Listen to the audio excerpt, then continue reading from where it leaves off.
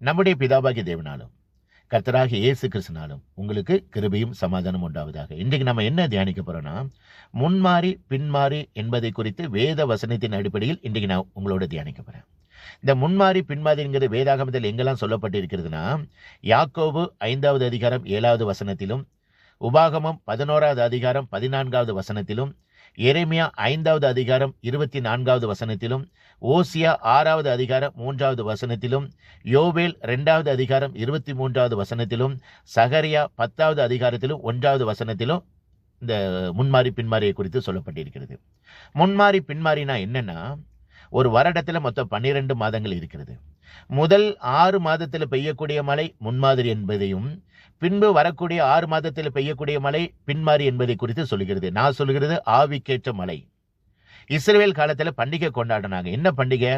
முதல் 4 பண்டிகை குறிக்கிறது. அந்த 4 பண்டிகை தான் முன்மாரியை குறிக்கிறது. என்ன பண்டிகைனா, பஸ்கா பண்டிகை, புளிப்பில்லா பண்டிகை, முதற்பலன் பண்டிகை, பெந்தைகோஸ்தே பண்டிகை. இந்த 4 பண்டிகை தான் முன்மாரியை குறிக்கிறது.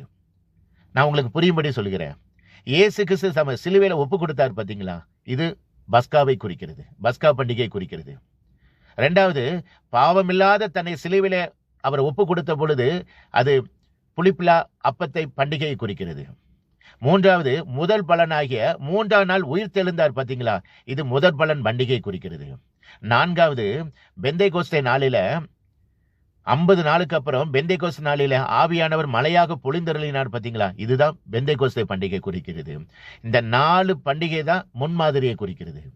பின்மாதிரினா என்னன்னா, எக்கால பண்டிகை, பாவ நிவாரண பண்டிகை, கூடார பண்டிகை.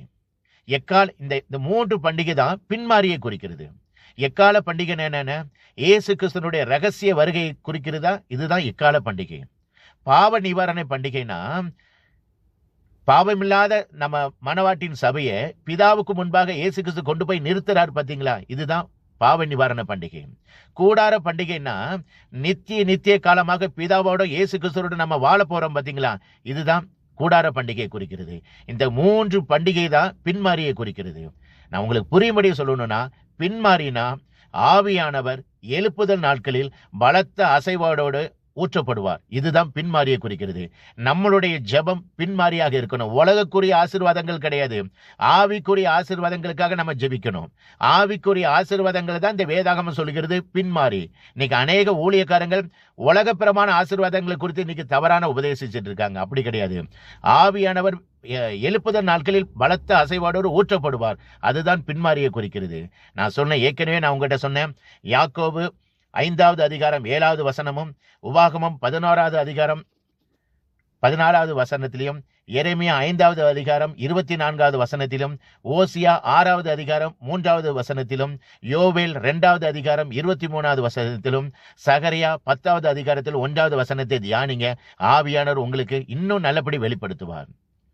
உங்கள் கர்த்தர் உங்களை ஆசீர்வதிப்பாராக. இந்த உலகத்தில் உண்மையான ஒரே ஒரு தெய்வம் இயேசு கிறிஸ்து ஒருவர் மட்டுமே.